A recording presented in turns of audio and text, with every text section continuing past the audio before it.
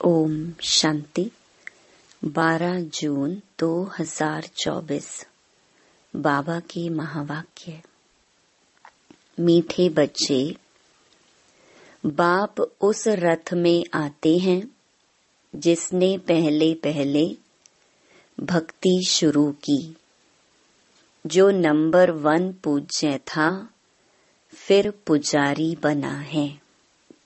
यह राज सबको स्पष्ट करके सुनाओ। प्रश्न: बाप अपने वारिस बच्चों को कौन सा वर्षा देने आए हैं? उत्तर: बाप सुख, शांति, प्रेम का सागर है। यही सारा खजाना वह तुम्हें विल करते हैं। ऐसा विल कर देते जो 21 जन्म तक तुम खाते रहो। खुट नहीं सकता। तुम्हें कौड़ी से हीरे जैसा बना देते हैं। तुम बाप का सारा खजाना योग बल से लेते हो। योग के बिना खजाना नहीं मिल सकता है। ओम शांति। शिव भगवानुवाच।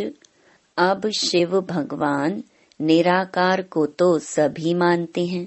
एक ही निराकार शिव है जिसकी सब पूजा करते हैं। बाकी जो भी देहधारी हैं उनका साकार रूप है। पहले पहले निराकार आत्मा थी, फिर साकार बनी है। साकार बनती है, शरीर में प्रवेश करती है, तब उनका पार्ट चलता है। मूल वतन में तो कोई पार्ट है नहीं। जैसे एक्टर्स घर में हैं तो नाटक का पार्ट नहीं, स्टेज पर आने से पार्ट बजाते हैं। आत्माएं भी यहाँ आकर शरीर द्वारा पार्ट बजाती हैं। पार्ट पर ही सारा मदार है। आत्मा में तो कोई फर्क नहीं है। जैसे तुम बच्चों की आत्मा है, वैसे इनकी आत्मा है। बाप परम आत्मा क्या करते हैं, उनका ऑक्यूपेशन क्या है, वो जानना है। कोई प्रेसिडेंट है, राजा है, यह आत्मा का ऑक्यूपेशन है ना। यह पवित्र देवताएं हैं, इसलिए इनको पूजा जाता है।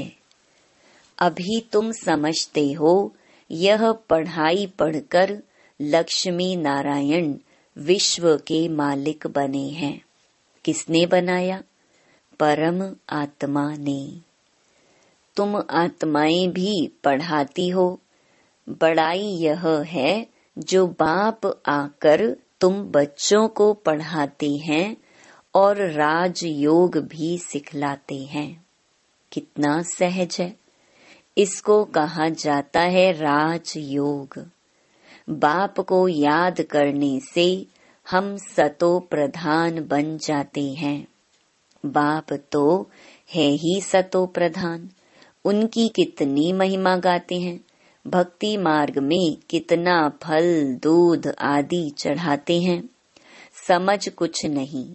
देवताओं को पूजते हैं, शिव पर दूध फल आदि चढ़ाते हैं।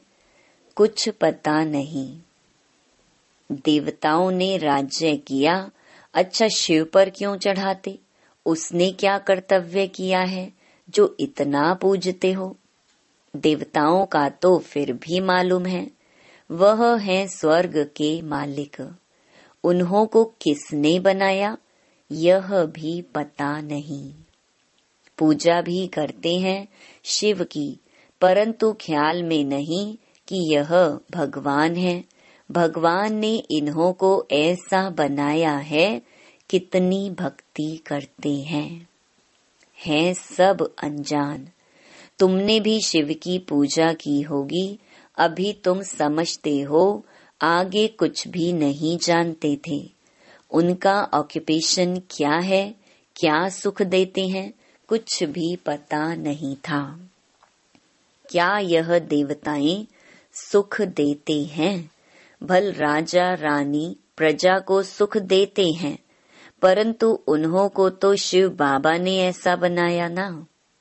बलिहारी उनकी है। यह तो सिर्फ राजाई करते हैं, प्रजा भी बन जाती है, बाकी यह कोई का कल्याण नहीं करते हैं। अगर करते भी हैं तो अल्पकाल के लिए। अभी तुम बच्चों को बाप बैठ पढ़ाते हैं, उनको कहा जाता है कल्याणकारी। बाप अपना परिचय देते हैं, मेरे लिंग की तुम पूजा करते थे, उनको परम आत्मा कहते थे, परम आत्मा से परमात्मा हो जाता। परंतु यह नहीं जानते कि यह क्या करते हैं, बस सिर्फ कह देंगे कि वह सर्वव्यापी है, नाम रूप से न्यारा है, फिर उस पर दूध आदि चढ़ाना शोभता नहीं है। आकार है तब तो उस पर चढ़ाते हैं ना, उनको निराकार तो कह नहीं सकते। तुमसे मनुष्य आर्ग्यू बहुत करते हैं, बाबा के आगे भी आकर आर्ग्यू ही करेंगे, फालतू माथा खाएंगे, फायदा कुछ भी नहीं। यह समझाना तो तुम बच्चों का काम है। तुम बच्चे जानते हो बाबा ने हमको कितना ऊंच बनाया है। यह पढ़ाई है, बाप टीचर बन पढ़ाते हैं, तुम मनुष्य से देवता बनने के लिए पढ़ रहे हो। देवी देवता हैं सतयुग में, कलयुग में होते नहीं। राम राज्य ही नहीं जो पवित्र रह सके। देवी देवता थे, फिर वाम मार्ग में चले जाते हैं, बाकी जैसे चित्र दिखाए हैं ऐसे नहीं। जगन्नाथ के मंदिर में तुम देखेंगे काले चित्र हैं। बाप कहते हैं माया जीते जगत जीत बनो, तो उन्होंने फिर जगतनाथ नाम रख दिया है। ऊपर में सब गंदे चित्र दिखाए हैं, देवताएं वाम मार्ग में गए तो काले बन पड़े, उनकी भी पूजा करते रहते हैं। मनुष्यों को तो कुछ पता नहीं कब हम पूज्य थे। 84 जन्मों का हिसाब किसकी भी बुद्धि में नहीं है। पहले पूज्य सतो प्रधान, फिर 84 जन्म लेते लेते तमो प्रधान पुजारी बन पड़ते हैं। रघुनाथ मंदिर में काला चित्र दिखाते हैं, अर्थ तो उनका कुछ भी समझते नहीं। अभी तुम बच्चों को बाप बैठ समझाते हैं। ज्ञान चिता पर बैठ गोरे बनते हो, काम चिता पर बैठ काले बन पड़ते हो। देवताएं वाम मार्ग में जाकर विकारी बन पड़े, फिर उनका नाम देवता तो रख नहीं सकते। वाम मार्ग में जाने से काले बन पड़े हो, यह निशानी दिखाई है। तुम जानते हो कि शिव बाबा तो काला बनता ही नहीं, वह तो हीरा है जो तुमको भी हीरे जैसा बनाते हैं। वह तो कभी काला बनते नहीं, उनको फिर काला क्यों बना दिया है? कोई काला होगा, उसने बैठ काला बनाया होगा। शिव बाबा कहते हैं हमने क्या दोष किया जो मुझे काला बना दिया है? मैं तो आता ही हूँ सबको गोरा बनाने, मैं तो सदैव गोरा हूँ। मनुष्यों की ऐसी बुद्धि बन पड़ी है जो कुछ भी समझते नहीं। शिव बाबा तो है ही सबको हीरा बनाने वाला। मैं तो एवर गोरा मुसाफिर हूँ। मैंने क्या किया जो मुझे काला बनाया है? अब तुमको भी गोरा बनना है ऊंच पद पाने लिए। ऊंच पद कैसे पाना है वह तो बाप ने समझाया है। Follow father. जैसे इसने बाबा ने सब कुछ बाप के हवाले कर दिया, फादर को देखो कैसे सब कुछ दे दिया। भल साधारण थे, ना बहुत गरीब ना बहुत साहूकार थे, बाबा अभी भी कहते हैं तुम्हारा खान पान बीच का साधारण होना चाहिए, ना बहुत ऊंच ना बहुत कम। बाप ही सब शिक्षा देते हैं, यह भी देखने में तो साधारण ही आते हैं। तुमको कहते हैं कहाँ है भगवान दिखाओ। अरे आत्मा बिंदी है, उनको देखेंगे क्या? यह तो जानते हो आत्मा का साक्षात्कार इन आँखों से होता नहीं। तुम कहते हो भगवान पढ़ाते हैं तो जरूर कोई शरीरधारी होगा, निराकार कैसे पढ़ाएंगे? मनुष्यों को तो कुछ भी पता नहीं है। जैसे तुम आत्मा हो, शरीर द्वारा पाठ बजाते हो, आत्मा ही पाठ बजाती है, आत्मा ही बोलती है शरीर द्वारा। तो आत्मा वाच, परंतु आत्मा वाच शोभता नहीं। आत्मा तो वानप्रस्थ वाणी से परे है, वाच तो शरीर से ही करेगी। वाणी से परे सिर्फ आत्मा ही रह जाती है। वाणी में आना है तो शरीर जरूर चाहिए। बाप भी ज्ञान का सागर है तो जरूर किसके शरीर का आधार लेगा ना।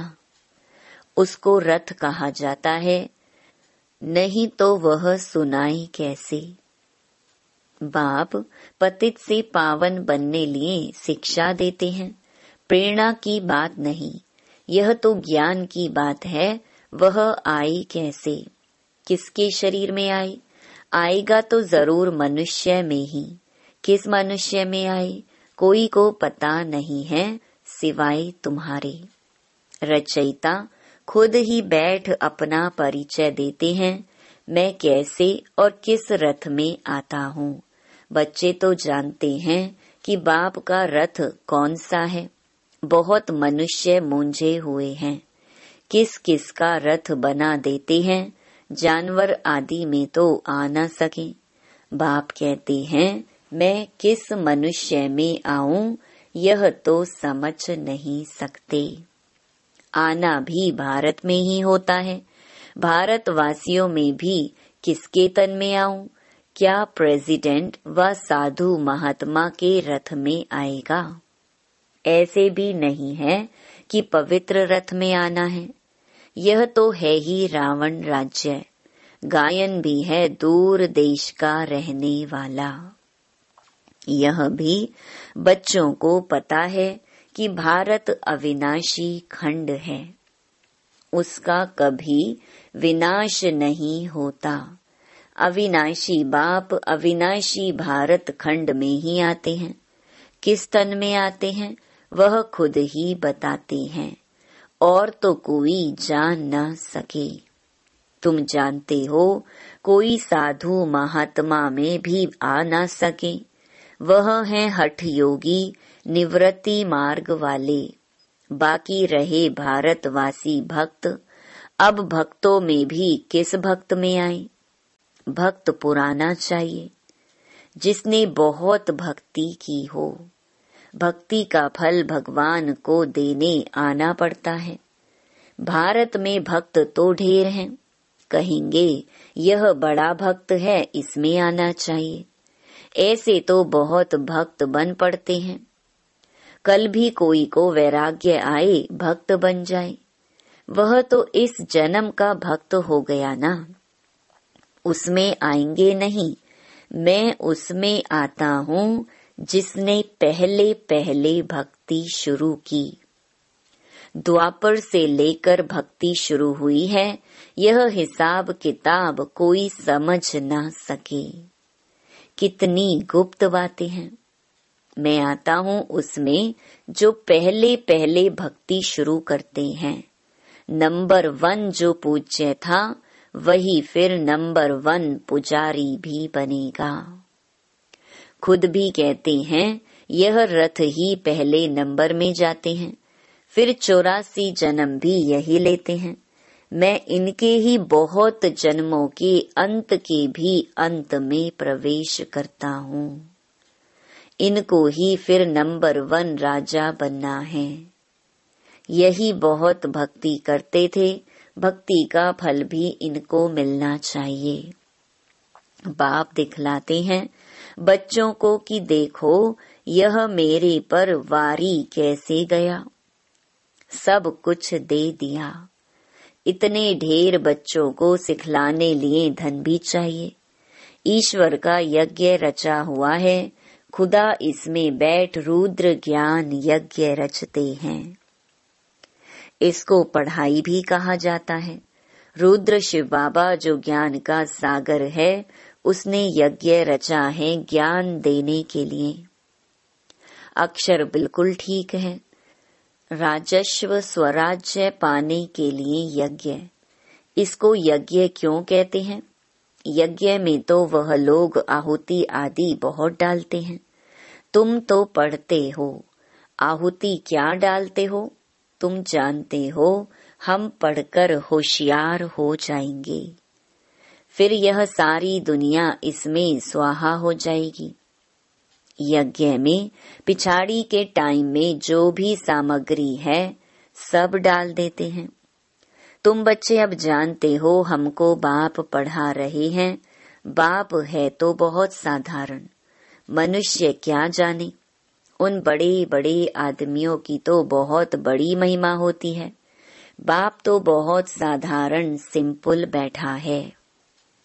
मनुष्यों को कैसे पता पड़े यह दादा तो जौहरी था, शक्ति तो कोई देखने में नहीं आती, सिर्फ इतना कह देते इसमें कुछ शक्ति है, बस। यह नहीं समझते कि इसमें सर्वशक्तिमान बाप है। इसमें शक्ति है, वह शक्ति भी आई कहाँ से? बाप ने प्रवेश किया ना। जो उनका खजाना वह ऐसे थोड़े ही दे देते हैं। तुम योग बल से शक्ति लेते हो, वह तो सर्वशक्तिमान है ही।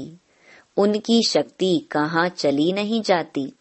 परमात्मा को सर्वशक्तिमान क्यों गाया जाता है, यह भी कोई जानते नहीं। बाप आकर सब बातें समझाते हैं। बाप कहते हैं मैं जिसमें प्रवेश करता हूँ इसमें तो पूरी जंग चढ़ी हुई थी। पुराना देश, पुराना शरीर, उसके बहुत जन्मों के अंत में आता हूँ। कट जो चढ़ी है वह कोई उतार ना सके। कट उतारने वाला एक ही सतगुरु है, वह एवर प्योर है। यह तुम समझते हो। यह सब बुद्धि में बिठाने लिए भी टाइम चाहिए। तुम बच्चों को बाप सब विल कर देते हैं। बाप ज्ञान का सागर, शांति का सागर है। सारा विल कर देते हैं बच्चों को। आते भी पुरानी दुनिया में हैं, प्रवेश भी उसमें करते हैं। जो हीरे जैसा था फिर कौड़ी जैसा बना। वो भल इस समय करोड़पति हैं, परंतु अल्पकाल के लिए। सबका खलास हो जाएगा। वर्थ पाउंड तो तुम बनते हो। अभी तुम भी स्टूडेंट हो, यह भी स्टूडेंट हैं, यह भी बहुत जन्मों के अंत में है। कट चढ़ी हुई है, जो बहुत अच्छा पढ़ते उसमें ही कट चढ़ी हुई है। वही सबसे पतित बनते हैं, उनको ही फिर पावन बनना है। यह ड्रामा बना हुआ है। बाप तो रियल बात बताते हैं। बाप है ट्रुथ। वह कभी उल्टा नहीं बतलाते। यह सब बातें मनुष्य कोई समझ ना सके। तुम बच्चों बिगर मनुष्यों को कैसे पता पड़े? अच्छा, मीठे मीठे सिकिलधे बच्चों प्रति मात पिता बाप दादा का याद प्यार और गुड मॉर्निंग। रूहानी बाप की रूहानी बच्चों को नमस्ते। धारणा के लिए मुख्य सार। पहला, ऊंच पद पाने के लिए पूरा फॉलो फादर करना है। सब कुछ बाप के हवाले कर ट्रस्टी हो संभालना है। पूरा वारी जाना है, खान पान रहन सहन बीच का साधारण रखना है, ना बहुत ऊंच ना बहुत नीच। दूसरा, बाप ने जो सुख शांति ज्ञान का खजाना विल किया है उसे दूसरों को भी देना है, कल्याणकारी बनना है। वरदान, पवित्रता की गुह्यता को जान, सुख शांति संपन्न बनने वाली महान आत्मा भव। पवित्रता की शक्ति की महानता को जान, पवित्र अर्थात पूज्य देव आत्माएं अभी से बनो। ऐसे नहीं कि अंत में बन जाएंगे, यह बहुत समय की जमा की हुई शक्ति अंत में काम आएगी। पवित्र बनना कोई साधारण बात नहीं है। ब्रह्मचारी रहते हैं, पवित्र बन गए हैं, लेकिन पवित्रता जननी है, चाहे संकल्प से, चाहे वृत्ति से, वायुमंडल से, वाणी से, संपर्क से सुख शांति की जननी बनना, इसको कहते हैं महान आत्मा। स्लोगन, ऊंची स्थिति में स्थित हो सर्व आत्माओं को रहम की दृष्टि दो, वाइब्रेशन फैलाओ। ओम शांति।